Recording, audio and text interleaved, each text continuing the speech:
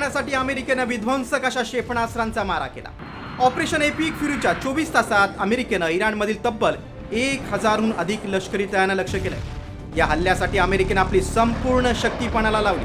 दुसऱ्या महायुद्धावेळी अमेरिकेचं लष्करी तळ असलेल्या पर्ल हार्बरवर हल्ला करून जपाननं जो विध्वंस घडवून आणला होता, तोच विध्वंस अमेरिकेनं इराणमध्ये कोणत्या क्षेपणास्त्रांच्या मदतीनं घडवलाय ते पाहूया।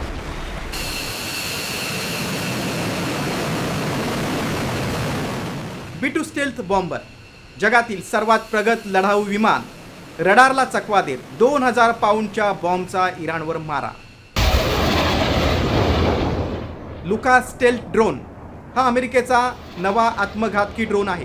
पहिल्यांदा त्याचा युद्धात वापर करण्यात आलाय। पॅट्रियॉट आणि थाड ही बॅलिस्टिक क्षेपणास्त्र आहे। ड्रोन्स हवेत पाडणारं अभेद्य संरक्षण कवच ही क्षेपणास्त्र निर्माण करतात।